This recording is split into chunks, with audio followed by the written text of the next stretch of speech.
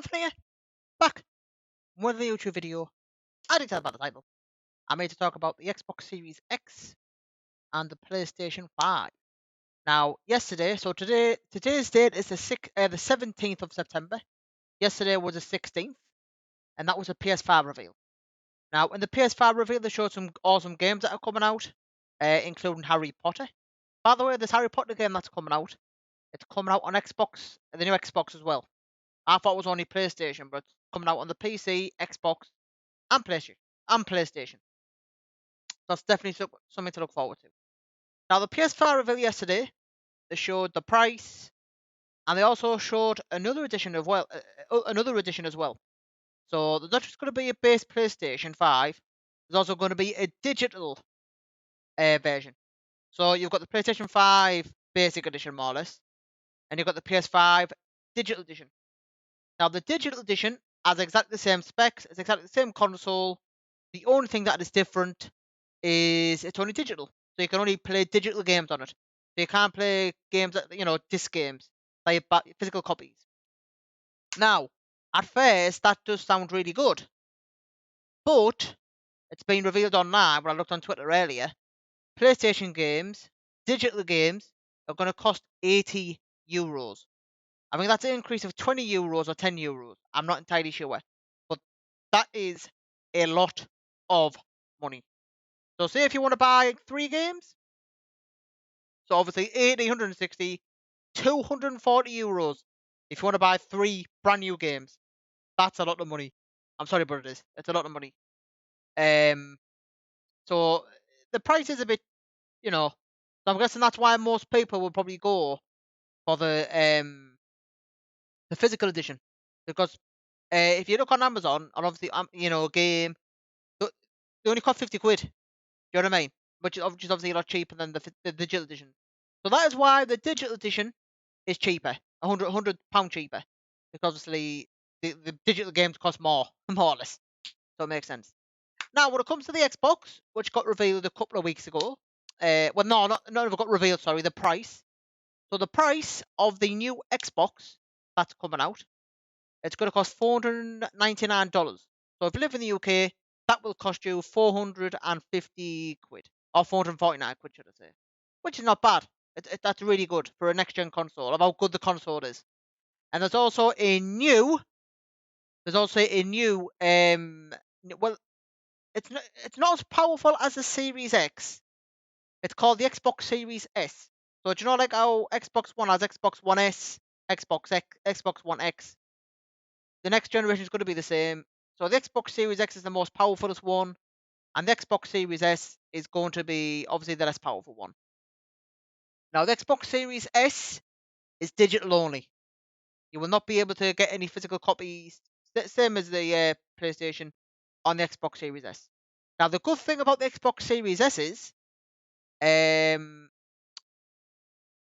what was I going to say again? Oh, there we go. It's $200 cheaper than the Xbox Series X. $200. That's a lot of money. Which is obviously, really good. Now, I think the digital price on Xbox is stay the same. So, this is my advice. I'm going to tell you, I'm being honest when I say this. If you haven't got a 4K TV, get the Xbox Series S. If you haven't got a 4K TV yet, and you're going to get one soon, get the Xbox Series X. That's my advice. I've got a 4K TV, so I'm going to get the Series X. That's the only reason why I'm getting it. Do you know what I mean? Because obviously I've got the 4K TV.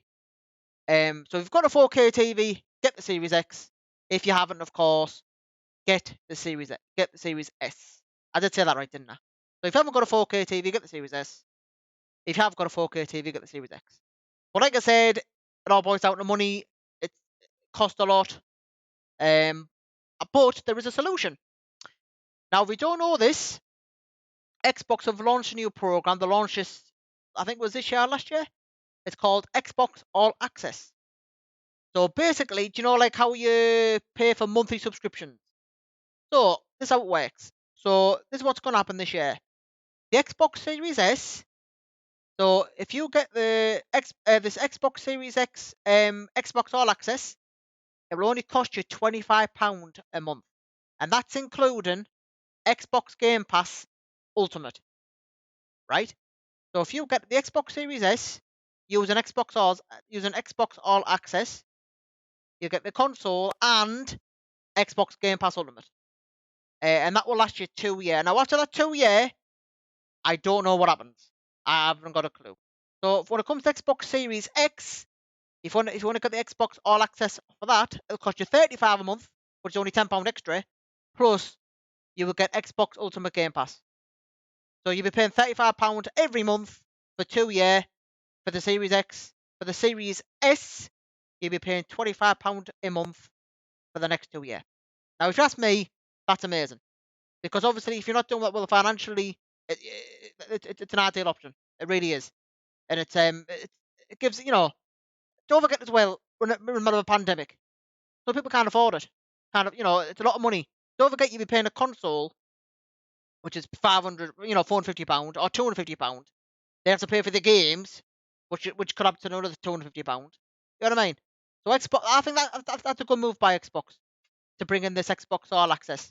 You can pay monthly. It's really good. It really is. Now the only problem with it is if you miss a payment with this Xbox All Access, I'm not sure what happens. So you'll have to look into that. Or if you want to cancel it, should I say? I don't know how that works.